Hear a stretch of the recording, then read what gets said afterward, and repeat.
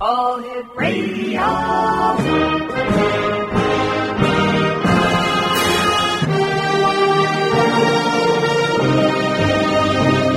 Welcome to the X Zone, a place where fact is fiction and fiction is reality. Now, here's your host, Rob McConnell.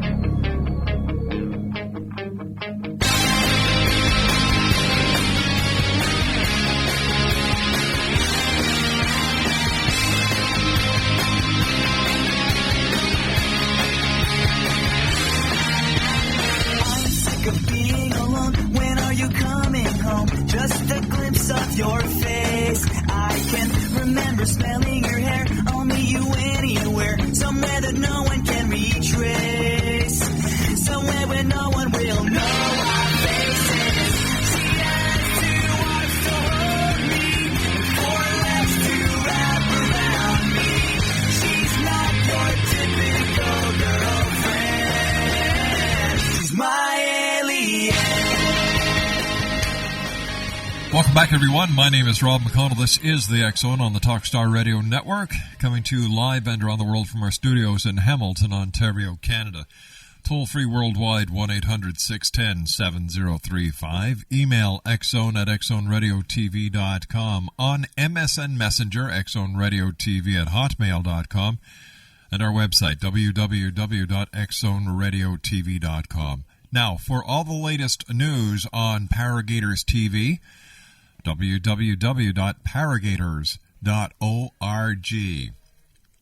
My guest this hour, Exonation, is NUNZIO ADDABBO, and he is a retired international engineer and construction management consultant on some of the world's largest projects. Licensed as an amateur radio operator since 1950, he speaks English, Spanish, Italian, and some Farsi, is an experienced technical writer, inventor of the patented Pilot's VOR speed position calculator and the split paraboled antenna, holds commendations from the National Academy of Science and Smithsonian Astrophysical Observatory, and instrument-rated commercial pilot. He is the capture team outsider with the inside secrets in the JFK Assassination conspiracy, and a historian, and is a member of the American Radio Relay League, the Radio Society of Tucson, the 398th Bomb Group Memorial Association, the Air Force Navigators Observer Association, the Military Officers Association of America, and the Association of Former Intelligence Officers. Joining me now is NUNZIO ADDABBO. I'm sorry about that, NUNZIO. Welcome to the X Zone. Thank you very much, Rob. Appreciate the call. Tell me, what are your qualifications when it comes to discussing UFOs and extraterrestrials? Well, ever since I attained my astronomy merit badge as a Boy Scout many years ago, I believe it was around 1935 or possibly 36, I often wondered if other intelligence existed in our universe. Then after high school, I became an aviation cadet and was commissioned a B-17 navigator during World War II. I was engaged in 30 combat missions in Europe. Then after the war, I became a civil engineer and taught celestial navigation in the Air Force Reserves. And I also became an instrument-rated pilot, commercial pilot, and became a licensed amateur radio operator in 1950. And as a radio operator, antennas have always been my passion. I invented the split paraboloid antenna and the pilot's speed position calculator. In 1956, the National Academy of Sciences announced that they were forming the International Geophysical Year, and that would be the period from July 1957 to December 1958. And it was during that 18-month period when we were going to be tracking a satellite to be placed in an equatorial orbit by a Vanguard rocket. Across the U.S., so at that time we had, when the program was in full operation, we had 115 optical tracking stations in the U.S., and I directed the largest one with 16 telescopes and a team of 90 observers. As we all know, the Russians launched the first satellite called Sputnik. Sputnik, that's right. On October the 4th, 1957. I just happened to be conducting a practice session that night and became the first person to officially track and record Sputnik. Nunzio, please stand by. You and I have to take a commercial break. We'll be right back. Exonation, our very special guest this hour is Nunzio ADDABBO. ADDABBO, that's right. His website is, here's a couple of websites. Interesting gentleman, www.sisterglobe.com, www.hamheroes.com, and www.target-jfk.com. We'll be back on the other side of this commercial break in 2 minutes as we continue here in the X Zone from our studios in Hamilton, Ontario, Canada.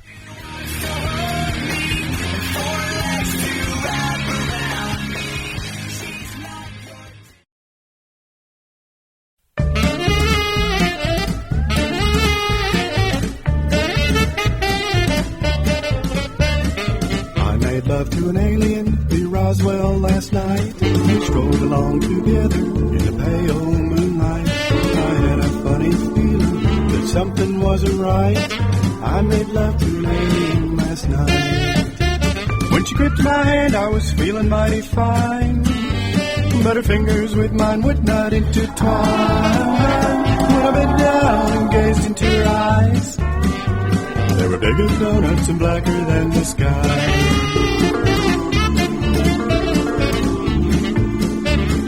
Said I'm feeling lonely. I said, Lord, so am I. We'll stroll along together. Exonation, Nunzio ADDABBO was our special guest. His websites here. I've got three very interesting websites for you. www.sisterglobe.com. That's www.sisterglobe.com. The next site is hamheroes.com. That's HAMHEROS.com. And the third site, target-jfk.com. Nunzio, before we went to the commercial break, we were talking about UFOs, and I asked you about your qualifications to discuss UFOs and extraterrestrials, and you were telling us that you were the first observer to actually track the Sputnik satellite that was, now we're going back to, what is it, 58, 59? That would be, no, that was October 4th, 1957. Okay. What was it like watching the very first, or tracking the very first satellite put in orbit by man? Well, what was it like? Yes, sir. Well, Sputnik revolved around the Earth approximately every 90 minutes. Mm-hmm. And it was transmitting a series of beeps, not Morse code, but a series of beeps on 20.005 megahertz. It also transmitted on 40.02 megahertz. And I recorded those signals on my ham radio and gave the tapes to WTHI in Terre Haute and also the Star News newspapers in Terre Haute. I have an interesting story about that Sputnik. Would you like to hear it? Oh, I certainly would. Yes, sir. Okay. Well, Frank Edwards, at that time, Frank Edwards was a very well-known UFO buff, mm-hmm. and Frank Edwards at that time was also the nightly news anchor in Indianapolis. And shortly after Sputnik was launched, I received a call from Frank. He wanted me to go to Indianapolis to try and solve a local mystery involving electronics. he wouldn't give me any details. He just thought that I might help. So I drove to Indianapolis. When I arrived at the site of the mystery, there was a little house with the roped off yellow police ribbon. Mm-hmm. There were police cars available, and fire trucks, and there were 2 electricians on the site. The area was all lit up with floodlights. There was a large table with coffee and donuts, and Frank had a TV crew on hand. I said, Frank, what's going on here? He said, see, just wait a few minutes, and her garage door is going to go open automatically. Well, I began to make notes. I took and I waited, and shortly after, sure enough, the garage door went up. And then waited, and then 90 minutes later, the garage door closed. Well, this went on all night. And when I reviewed my notes, the mystery was solved.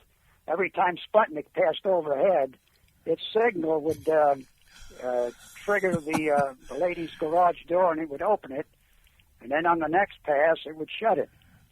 The electricians on the site, they took the garage door opener apart, and they determined that the garage door frequency somehow was operating on 20.005 megahertz. That was Sputnik's frequency. My goodness! So the mystery. The mystery solved. Tell me, Nunzio, do you believe that UFOs are visiting our planet? Oh, I'm sure they are. I'm equally sure that they are because of their unbelievable speed and the maneuverability of the UFOs. We just don't have any type of aircraft on Earth that can achieve speeds of over Mach 40, and Mach 1, depending on the altitude, is about 743 miles an hour. Mm-hmm. So Mach 40, you're looking at 30,000 miles an hour, and we just don't have anything that can fly that fast on Earth. Not to my knowledge. Do you think that the government or the governments of the world are actually suppressing information about UFOs and their intent on this planet? Absolutely. We can go back to Roswell. Mm-hmm. The Roswell crash in 1947. That was the biggest cover-up that began with our government, and I have first-hand information on that. Could you share it with us? Yeah, absolutely. Well, here's what I know and how I know it. At first, there were actually, as far as I could determine, there were 2 crashes mm-hmm. at Roswell in 1947, and that was the first. That was the first week in July, 1947. There were 2 UFOs in the area, probably photographing and wiretapping signals from Alamogordo, the nuclear test center there, also the Army Air Base there, and also the radio facilities at White Sands. And from the information that I have, one of the UFOs developed a computer failure during the early morning hours of July 3rd and crashed. The second UFO waited for instructions to rescue the first crash. Then during a low pass recovery, attempting to recover the first UFO, it developed the same computer failure, and it crashed on July the 4th. And of course, the authorities immediately surrounded the area. They closed it to the public, and they had the alien bodies transported to Hangar 18 at Wright-Patterson Air Force Base. How do I know this? I was a good friend of Senator Barry Goldwater. I met Barry many years ago through ham radio. Mm-hmm. Barry was a very active ham radio operator, and we became good friends on the radio, and we met several times in person. And I had a lot of contacts with Barry over the years. Now, Barry believed in UFOs. How do I know? He told me. He said, "Nuns, I believe in UFOs." So one day, I asked Barry, I asked him if he ever had been to Hangar 18. Here's what he told me. That one day, he talked to General Curtis LeMay for access into that hangar, and Bombs Away LeMay told him, "Damn you, Barry, don't you ever ask me that question again." Well, you know, I always believed that Barry actually did get into Hangar 18, but told that story to many people as a plausible denial story. And now the story gets better. I also knew Harry Godley. Now, Harry, at that time, was in charge of all civilian personnel at Wright-Patterson in the 40s and 50s. And if I understand right, there were over 2,000 civilian employees at Wright-Patterson going back to that time. That's correct. Yeah. Now later on, Harry was hired by Howard Hughes for several projects, and that's another long story for another time. I have some great details about that. But anyway, I asked Harry what he knew about Hangar 18, and here's what he told me. Hangar 18 has always been guarded around the clock by armed guards, and that I was refused entry to that hangar. I'd heard from several high-ranking officers that alien bodies were in the hangar. And he also said that I learned later on, bodies were secretly transported to Area 51 in Nevada. That's the whole Area 51. That's the Groom Lake area, just north of Las Vegas. Now the whole world knows that Area 51 has always been a secret and well-guarded base, and all the known sources tell me that they have an underground city there. I've got this all detailed in my book, Globe. But doesn't it make sense that a nation as strong and as free as the United States should have secrecy when it comes to the development of weapons that could be used against other countries that would pose a threat to the United States? And having a city under the tarmacs of Area 51, especially in the days of satellite photography that is so perfect, would make a lot of sense to a lot of people. Well, how does this help with the story that there's crashed UFOs and aliens that are actually being kept at Area 51? And why do the skeptics or the true believers downplay the part of national security? Well, I'm not so sure about that. But here's what's strange about the whole episode. Why does Title 14, Section 1211 of the Code of Federal Regulations in the U.S. make it illegal for U.S. citizens to have any contacts with extraterrestrials or their vehicles? That's one of the reasons why a famous astronaut, Gordon Cooper, was at odds with NASA and the Pentagon. He wanted to reveal all these secrets, and they wouldn't let him. All right, stand by. You and I have to take our news break at the bottom of the hour, Nunzio. Nunzio ADDABBO is our special guest. Exonation 3 websites. Sisterglobe.com is number 1. Hamheroes.com is number 2. And target-jfk.com is number 3. We'll be back on the other side of this commercial break as the X Zone continues from our studios in Hamilton, Ontario, Canada, on the Talkstar Radio Network and the X Zone Broadcast Network. Don't go away. We'll be back right after the news. But something wasn't right. I made love to a lady last night. When she gripped my hand, I was feeling mighty fine. But her fingers with mine.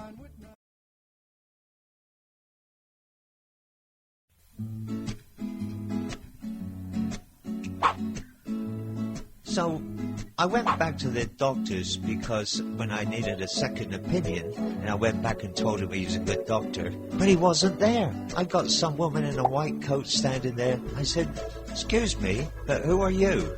She said, "I'm a nurse practitioner." I said, "You mean you're practicing being a nurse?" She said, no, not quite like that. No, I am a qualified... Oh, then why do they call you a practitioner? Because you're practicing on me. I'm not sure I want that. See, no. Nurse practitioners allowed to give you prescriptions, help you with minor surgeries, and all that kind of thing. And I take care of you when the doc's not around. She said, "We're going to become really popular." I said, "Well, blimey, somebody like you is going to be really popular. Let me tell you." Oh, she said she got offended with that. So I said, "Sorry, I didn't mean to offend you. But now I know what a nurse practitioner is, don't I?" Remember that, nurse practitioner, they're the future. Find a good one. For more information on Alfie and Jeff Knott, visit www.navigatingthehealthcaremaze.com. That's www.navigatingthehealthcaremaze.com.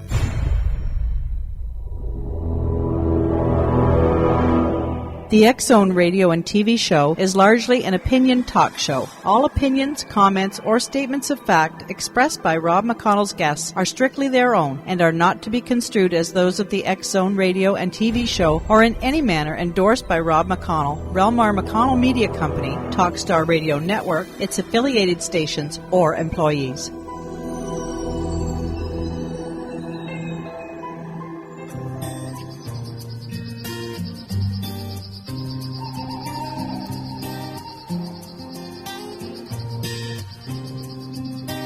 Out in the field, farmers grow bread, called for the meat, they took for the shed, and dark came to fall, silence was all, a beauty shone bright, surrounded by light. Come on now, I fell in love with the million, I fell in love with the rise, fell in love with the million, I'm telling you no disguise. I'm in love with the million, I'm in love with the rise, I'm in love with the million, I'm telling you no disguise. Welcome back, everyone. Nunzio ADDABBO is our special guest. 3 websites for you, X-Zone Nation. www.sisterglobe.com. That's www.sisterglobe.com. hamheroes.com. And target-jfk.com. Nunzio, I have to ask you at this point, have you ever had an encounter with an extraterrestrial? And if so, when, where, and under what circumstances? Yes. When I wrote Target JFK, well, that was the final chapter in the JFK assassination. I had no idea of Boris Kuchenko as a true identity. But Boris, in my book, is a Russian who eliminated one of the members of the hit team who assassinated President Kennedy. I met Boris in Mexico, and he looked exactly like a typical white earthling.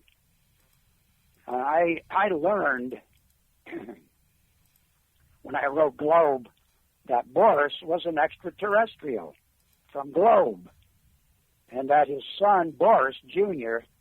Lives in Moscow, and he's a member of the conditioning team that you'll find very interesting. Boris Sr. was a barred from Las Vegas casinos because he was winning too much money at blackjack. According to the documents that I transcribed from Globe, I learned that he had, like all globes, microchips implanted in his temporal bones, which sent impulses to his brain, giving him a computer memory. I had no clue how that worked, but Boris Sr. Died a few years ago. I believe it was, I think it was in early, about 2001 and possibly 2002. And he died of lung failure. And the reason he died of lung failure is that, according to Globe, globe, the alien globes, cannot tolerate Earth's polluted atmosphere, and so they need to have their lungs purged frequently. And that was my encounter with an extraterrestrial. Now, you've made a couple of references to a globe. What exactly are globe, or who is globe? Well, globe is the book I wrote about the Earth's new sister planet, and there's a friend of mine met a physicist at the Arecibo Observatory in Puerto Rico. Mm-hmm. The Arecibo Observatory is the world's largest radio antenna.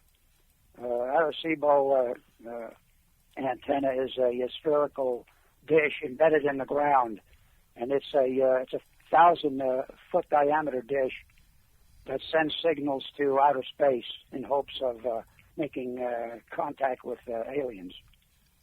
I've been there several times. I did work in Puerto Rico, and I've been there during construction and then after it was in operation. So is it... I'm a little confused here, and I hope you can help straighten me out. This agent who you believe to have been white that you met, I believe it was in Mexico, was responsible or had some responsibility in the assassination of President John F. Kennedy. Am I correct so far? No, he was on the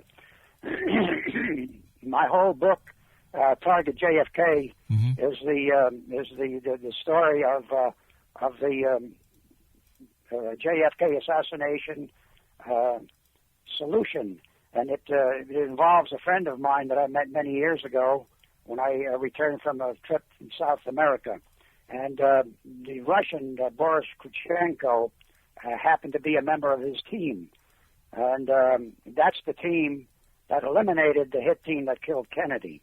He was a good guy. All right, so Boris, who was part of the team that eliminated the team who assassinated President Kennedy, which means that the Russians were behind the assassination of President Kennedy, if I'm following this correctly, was an alien. So does that mean that the governments of the world, specifically the Russian government, was infiltrated or had been filled with extraterrestrials?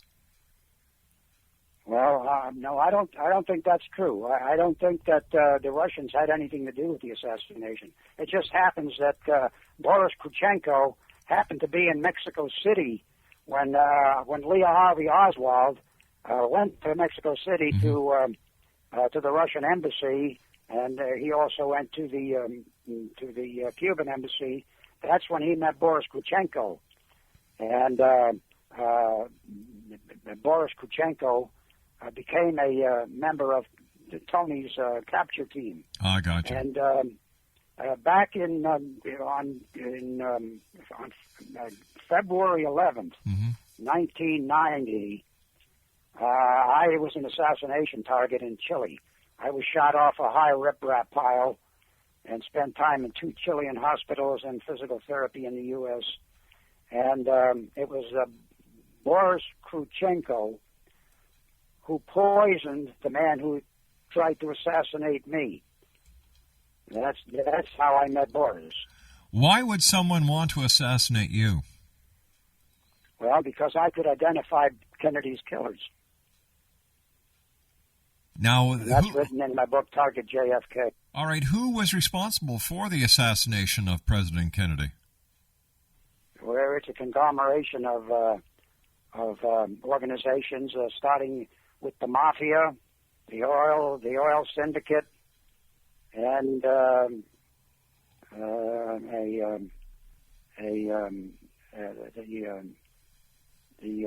bank organization, and the oil syndicate, worldwide oil syndicate. They were all joined together, and they had one man that coordinated the effort, and his name was Daniel Hill. And Daniel Hill eventually was eliminated in Iran. And If this information is true, and I'm not doubting it, it's not. I'm just questioning it. How come this story hasn't been carried by mainstream media, and how come nobody's been brought to justice on it yet? Because the Kennedys suppressed all the information. I tried to get the book into the Texas book depository where the assassination took place, which is run by the Kennedy family, and the director of that book depository is now the Kennedy Library, and it's toured year round by thousands of people. When we tried to get our book into the library, they said no, the Kennedys allow only the books on the Kennedy family, Camelot, the old man Kennedy, Kennedy Jr., JFK, Jackie, and the Warren Commission report. No other books are allowed in that library. And so the book has been suppressed, not only my book, but other books on the Kennedy's assassination have been suppressed by the Kennedy family.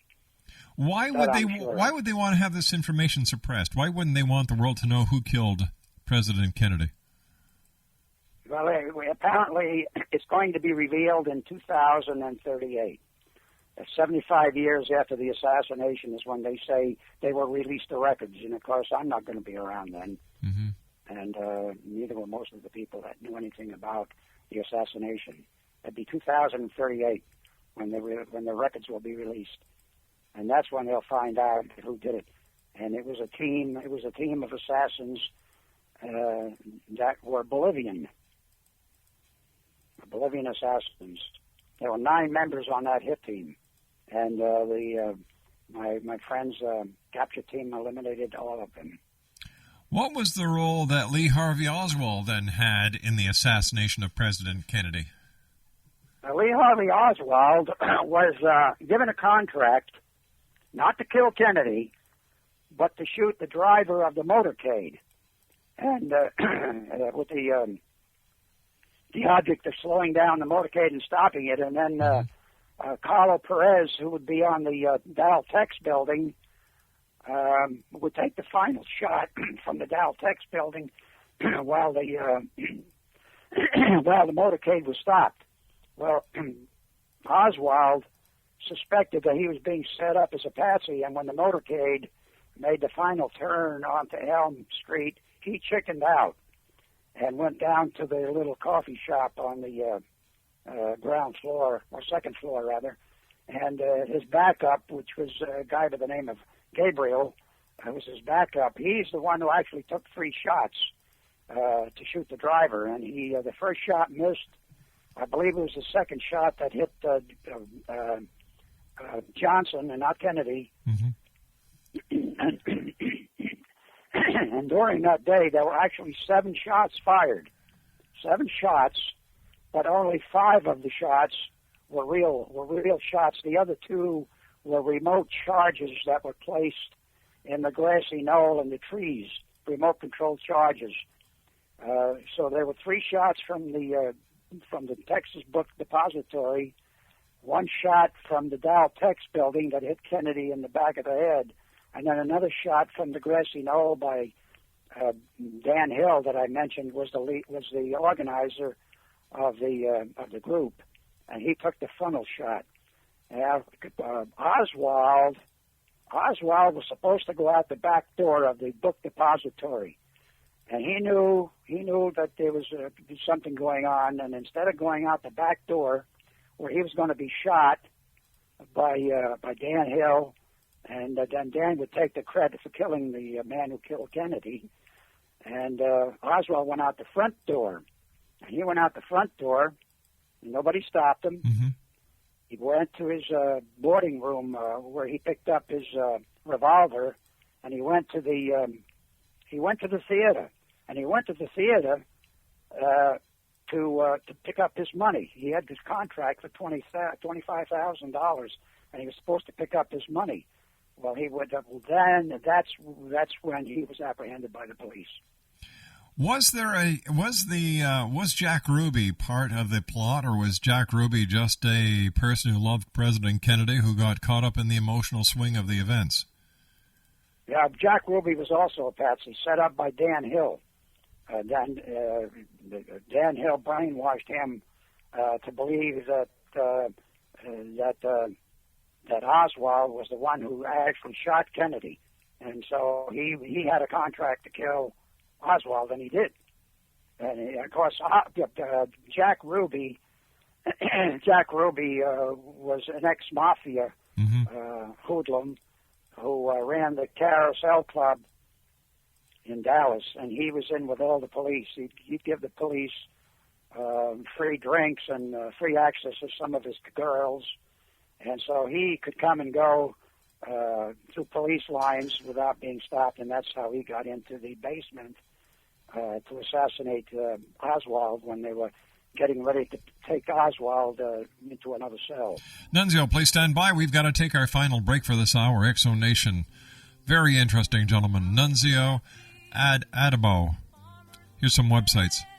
SisterGlobe.com, HamHeroes.com, Target-JFK.com. That's Target-JFK.com. I'll be back on the other side of this commercial break as we continue from our studios in Hamilton, Ontario, Canada, on the Talkstar Radio Network and on the X-Zone Broadcast Network. Don't go away. I'm in love with the Marion. I'm in love with the rise. I'm in love with the Marion. I'm chilling in the sky.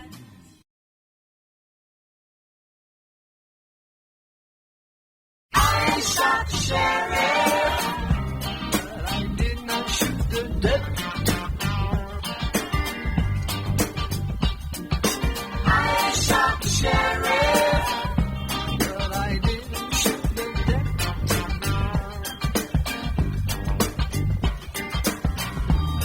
All around in my hometown, they're trying to track me down. They say they want to bring me in guilty for the killing of a deputy, for the life of a deputy. But I say,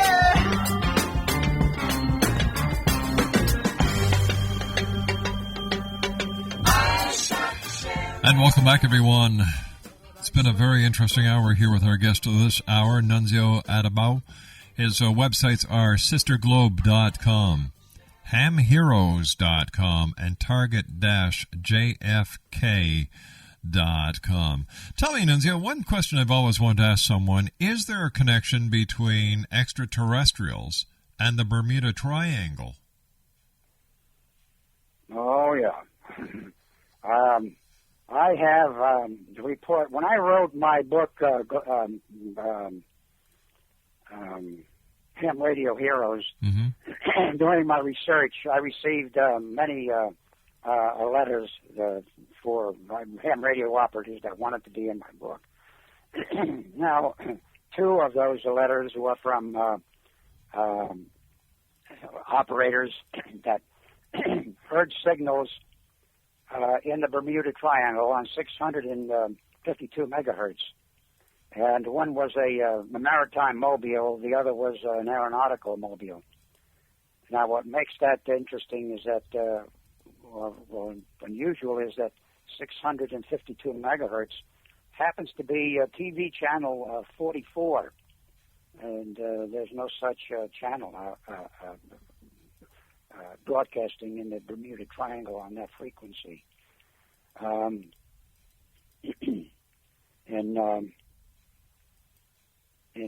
Let's see, when was it?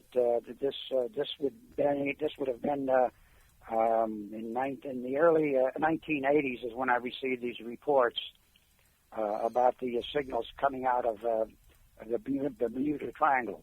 Now, the other significant thing about that frequency, 652, is when I wrote my last book, Globe, it was determined that the extraterrestrials received signals from 652 megahertz, and that one of their UFOs crashed in the Bermuda Triangle. So that the signal being transmitted on 652 could not have been an extraterrestrial globe. It was either a different extraterrestrial, it was one of our submarines, a foreign sub, or possibly a USO. But it was not a signal being transmitted by globe. So that is very unusual. NUNZIO. I know that you're an expert on paranormal, and I've got something that's really going to interest you. Well, you know what? We've run out of time for tonight, unfortunately, but we will have you back on because we still have so much to talk about. NUNZIO, I want to thank you very much for joining us, and I look forward to the next time you and I meet here in the X Zone. Thank you very much, Ron. Appreciate it. It's been my pleasure, sir. Here's some websites, Exonation. www.sisterglobe.com, www.hamheroes.com, and www.target-jfk.com. I'll be back on the other side of the news as the X Zone continues here from our studios in Hamilton, Ontario, Canada, on the Talkstar Radio Network and on the X Zone Broadcast Network. We'll be back on the other side of this news break. Don't go away. For the life of a deputy, but I